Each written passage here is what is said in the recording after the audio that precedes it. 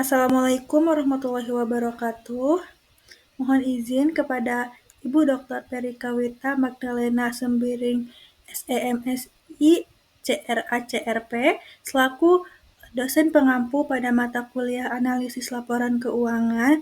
Kami dari kelompok 1 izin mempresentasikan hasil kerja diskusi kelompok kami yang berjudul analisis faktor-faktor yang mempengaruhi struktur modal atau debt to equity ratio pada data rasio keuangan perusahaan. Sebelumnya, mohon izin memperkenalkan diri terlebih dahulu. Nama saya Gaiska Nabila dengan NIM akhir 23500091007. Selanjutnya, izinkan saya memperkenalkan anggota kelompok 1. Yang pertama ada Wildan Nugraha dengan NIM akhir 1002. Yang kedua, Berliana Laila Azahra dengan NIM akhir 1004.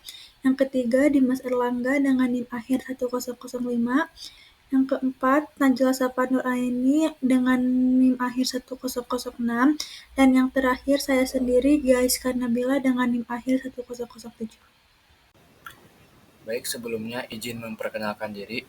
Perkenalkan, nama saya Wildan Nugraha dengan NIM akhir 02. Di sini saya akan menjelaskan pengertian dan tujuan dari laporan keuangan. Pengertian laporan keuangan adalah alat yang paling penting untuk pihak-pihak yang membutuhkan informasi tentang keuangan perusahaan. Laporan keuangan ini biasanya dibuat dalam satu periode tertentu untuk mengetahui kondisi keuangan perusahaan pada saat itu. Menurut PSAK nomor 1 tentang penyajian laporan keuangan, revisi tahun 2015. Laporan keuangan merupakan bagian dari proses pelaporan keuangan. Laporan keuangan yang lengkap biasanya meliputi neraca, laporan laba rugi, laporan perubahan posisi keuangan yang dapat disajikan dalam berbagai cara, misalnya sebagai laporan arus kas atau laporan arus dana. Catatan dan laporan lain serta materi penjelasan yang merupakan bagian integral dari laporan keuangan. Di samping itu juga termasuk schedule dan informasi tambahan yang berkaitan dengan laporan tersebut. Misalnya informasi keuangan, segmen industri dan geografis serta pengungkapan pengaruh perubahan harga. Laporan keuangan merupakan informasi yang digunakan untuk mengevaluasi kinerja keuangan perusahaan. Selain itu, laporan keuangan dapat disajikan alat untuk menentukan tindakan yang akan diambil oleh perusahaan pada saat ini atau di masa depan. Sedangkan tujuan dari laporan keuangan adalah memberikan informasi posisi keuangan perusahaan untuk diberikan ke pihak yang membutuhkan sebagai alat untuk mengambil keputusan. Menurut Ikatan Akuntan Indonesia tahun 2009, tujuan laporan keuangan adalah menyediakan informasi yang menyangkut posisi keuangan, kinerja, serta perubahan posisi keuangan untuk perusahaan yang bermanfaat bagi sejumlah besar pemakai dalam pengambilan keputusan ekonomi. Tujuan pembuatan atau penyusunan laporan keuangan menurut Kasbir 2016 adalah 1. Memberikan informasi tentang jenis dan jumlah aktiva atau harta yang dimiliki perusahaan pada saat ini. 2. Memberikan informasi tentang jenis dan jumlah kewajiban dan modal yang dimiliki perusahaan pada saat ini. Ketiga, memberikan informasi tentang jenis dan jumlah pendapatan yang diperoleh pada suatu periode tertentu. Keempat, memberikan informasi tentang jumlah biaya dan jenis biaya yang dikeluarkan perusahaan dalam suatu periode tertentu. 5. Memberikan informasi tentang perubahan-perubahan yang terjadi terhadap aktiva, pasiva, dan modal perusahaan. Yang keenam, memberikan informasi tentang kinerja manajemen perusahaan dalam satu periode. Perkenalkan, nama saya Berliana Laila Azahra dengan NIM 23500910004. Pada slide ini, saya akan membahas apa itu struktur modal.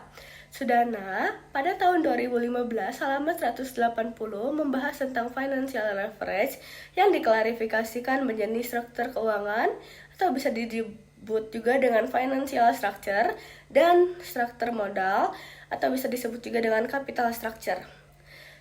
Struktur modal adalah bagian dari struktur keuangan yang hanya menyangkut pembelanjaan yang sifatnya permanen atau jangka panjang. Pernyataan bahwa struktur modal merupakan komponen dari struktur keuangan perusahaan yang didasarkan pada cakupan struktur keuangan yang lebih luas dibandingkan struktur modal. Struktur keuangan perusahaan mengulas cara perusahaan mendanai aktivanya baik utang jangka panjang maupun utang jangka pendek.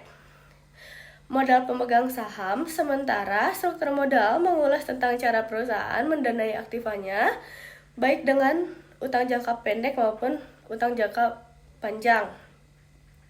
Struktur modal pada dasarnya adalah pembiayaan tetap yang terdiri dari modal sendiri dan modal asing, ekuitas, laba ditahan, dan cadangan merupakan sumber modal sendiri perusahaan yang digunakan untuk memenuhi kebutuhan pendanaan perusahaannya.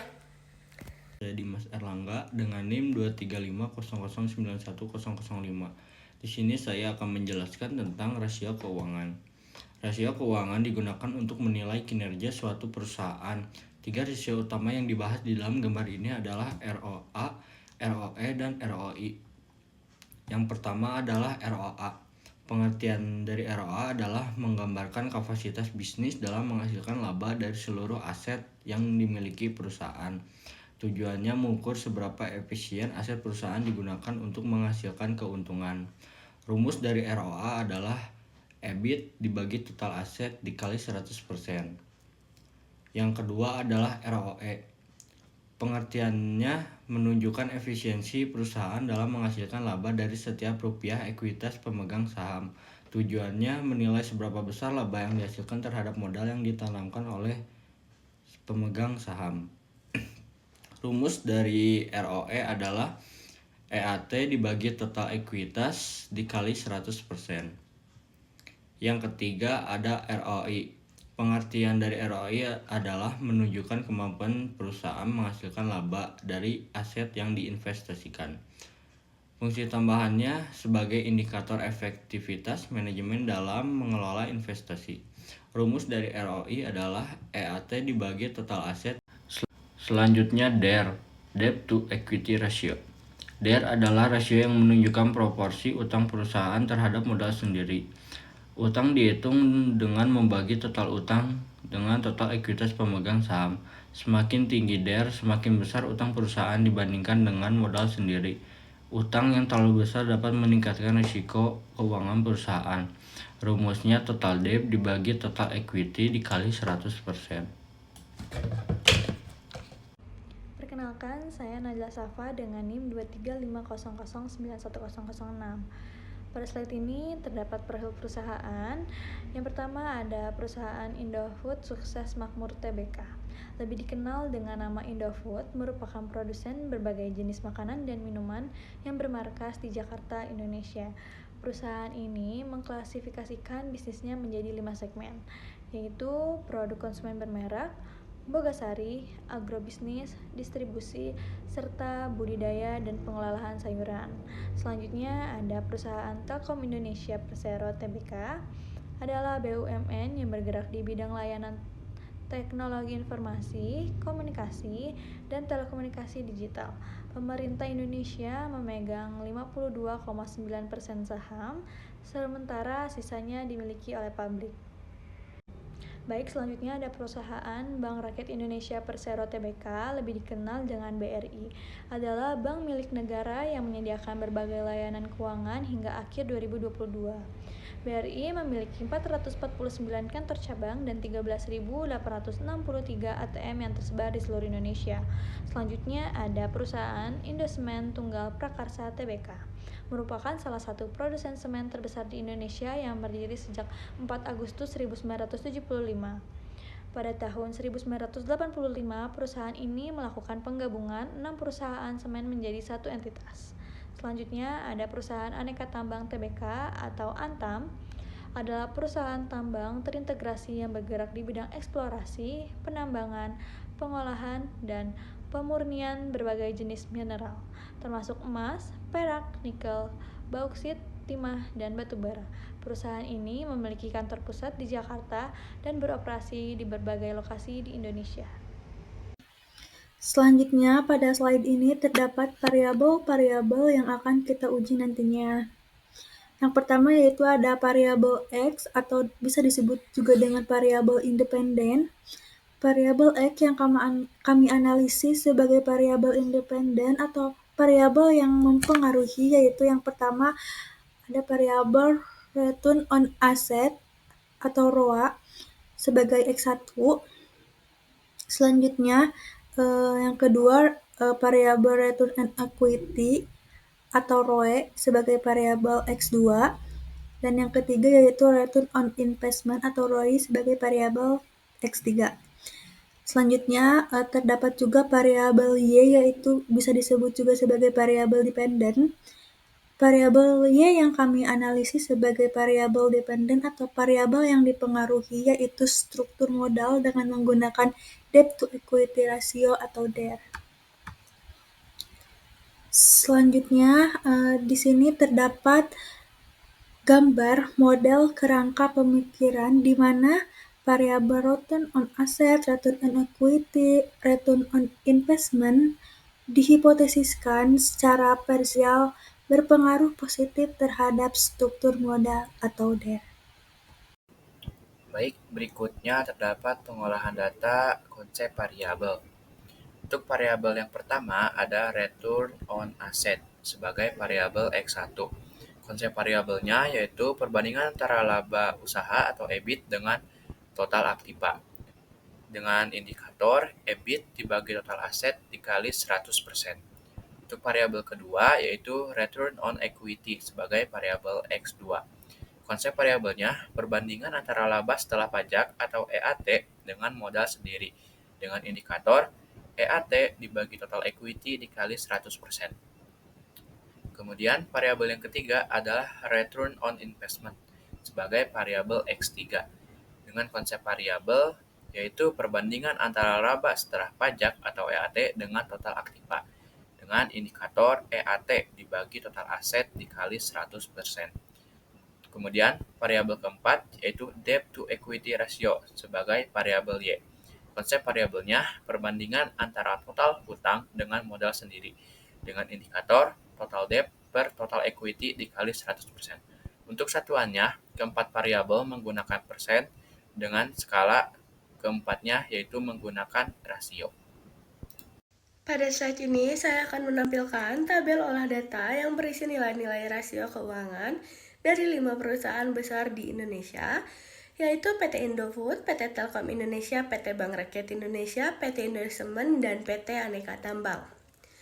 Data yang ditampilkan mencakup 4 indikator utama yaitu ROA, Return on Asset sebagai data variabel X1, ROE, Return on Equity sebagai data variabel X2, ROI, Return on Investment sebagai data variabel X3, dan yang terakhir yaitu DER, Debt to Equity Ratio sebagai data variabel Y. Data ini diambil selama periode 2019 hingga periode 2023 dan semuanya dalam bentuk persentase. Tujuan dari tabel ini adalah untuk melihat bagaimana kinerja keuangan masing-masing perusahaan dari waktu ke waktu dan bagaimana rasio-rasio yang saling berpengaruh terutama untuk penelitian regresi atau analisis hubungan antara variabel. Di bagian kanan saya mencantumkan sumber datanya yaitu dari website resmi dari masing-masing perusahaannya. Dari tabel ini nantinya kita bisa menganalisis apakah ROA, ROE, dan ROI berpengaruh secara signifikan terhadap DER. Hasil pengujian hubungan antar variabel. Tabel di atas menunjukkan bahwa besarnya R-square adalah 0,794. Hal ini berarti 76,5% variabel struktur modal.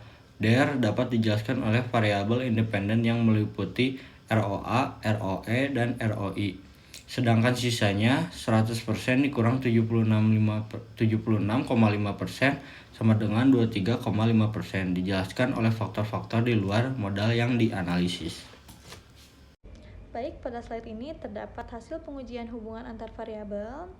Tabel di atas ini menunjukkan bahwa nilai F hitung sebesar 26,974 dengan nilai signifikansi 0,000.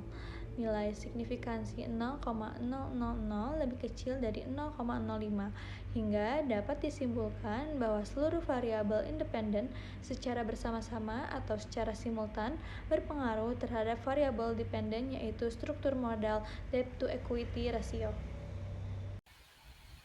Pada slide ini terdapat hasil pengujian hubungan antara variabel.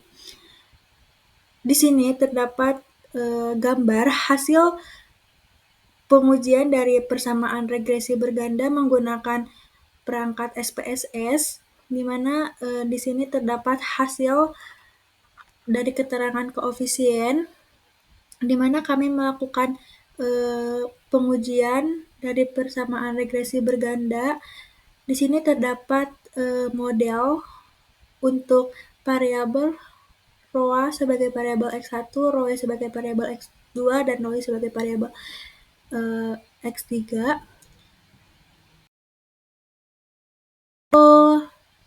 Der struktur modal sebagai variabel Y, di mana masing-masing variabel tersebut memiliki nilai untuk unstandard beta, koefisien standar error, standar koefisien beta, t-value, dan sig atau v-value.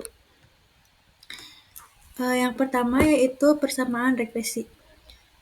Dirumuskan persamaan regresi berganda dari hasil estimasi analisis regresi berganda mengenai variabel return on asset sebagai X1, return on equity sebagai X2, dan return on investment sebagai X3 terhadap debt to equity ratio atau Y.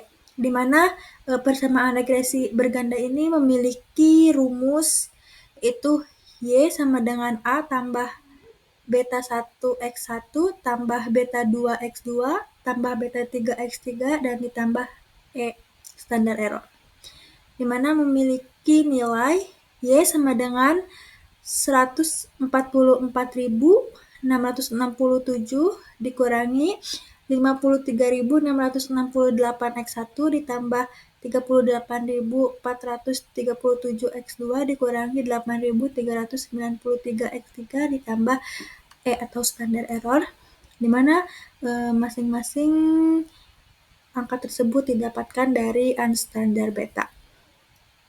Selanjutnya kita juga perlu menentukan pengujian hipotesis dengan menentukan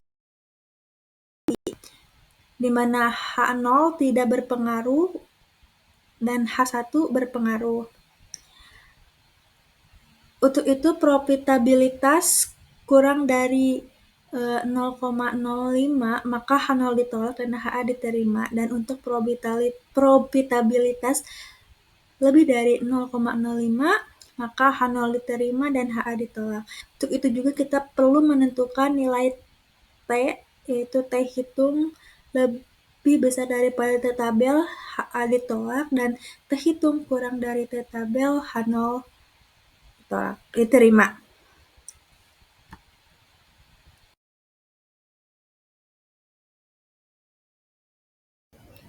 Baik, selanjutnya terdapat hipotesis yang pertama. Hasil uji hipotesis pertama yaitu pengaruh return on asset terhadap struktur modal. Dengan hipotesisnya H0 beta 1 sama dengan 0, artinya ROA tidak berpengaruh terhadap DER. H1 beta 1 tidak sama dengan 0, artinya ROA berpengaruh terhadap DER. Berdasarkan hasil uji regresi pada tabel koefisien, dapat diketahui bahwa nilai signifikansi untuk variabel X1 terhadap variabel Y sebesar 0,00, yang dimana nilainya lebih kecil daripada alfa 0,05. Maka status hipotesisnya H0 ditolak. Artinya, dapat diinterpretasikan bahwa hipotesis 1 mengatakan bahwa return on asset berpengaruh positif terhadap struktur modal. Baik, pada saat ini saya akan membahas hasil uji hipotesis yang kedua yang dipengaruhi oleh return on equity atau bisa disebut juga dengan ROE terhadap struktur modal atau bisa disebut juga dengan DER. H0 beta 2 sama dengan 0, ROE tidak berpengaruh terhadap DER. H1 beta 2 tidak sama dengan 0, ROE berpengaruh terhadap DER. Berdasarkan hasil uji regresi pada tabel koefisien, dapat diketahui bahwa nilai signifikasi untuk variabel X2 terhadap variabel Y sebesar 0,000 lebih kecil dibandingkan 0,05, maka H0 ditolak sehingga dapat diinterpretasikan bahwa hipotesis 2 atau H2 yang mengatakan bahwa return on equity atau ROE berpengaruh positif terhadap struktur modal atau bisa disebut juga dengan DER. Selanjutnya hipotesis 3. Hasil uji hipotesis 3. Pengaruh ROI terhadap struktur modal DER. H0 dibagi beta 3 sama dengan 0. ROI tidak berpengaruh terhadap DER. H1 dibagi beta 3 tidak sama dengan 0. ROI berpengaruh terhadap DER. Berdasarkan hasil uji regresi pada tabel koefisien, dapat diketahui bahwa nilai signifikansi untuk variabel X3 terhadap variabel Y sebesar 0,081 lebih besar 0,05. Maka H0 diterima sehingga dapat diinterpretasikan bahwa hipotesis 3 yang mengatakan bahwa ROI tidak berpengaruh positif terhadap struktur modal. Baik, pada slide ini terdapat hipotesis 4. Hasil uji hipotesis 4, pengaruh return on asset, return on equity, dan return on investment terhadap struktur modal. H0-nya menunjukkan bahwa return on asset, return on investment, dan return on equity secara bersama-sama tidak berpengaruh pada struktur modal. H1-nya menunjukkan bahwa return on asset, return on investment, return on equity secara bersama-sama berpengaruh terhadap struktur modal. Berdasarkan hasil uji pada tabel ANOVA, dapat diketahui bahwa nilai signifikansi untuk variabel X1, X2, dan X3 secara simultan terhadap variabel Y adalah sebesar 0,000 lebih kecil dari 0,05.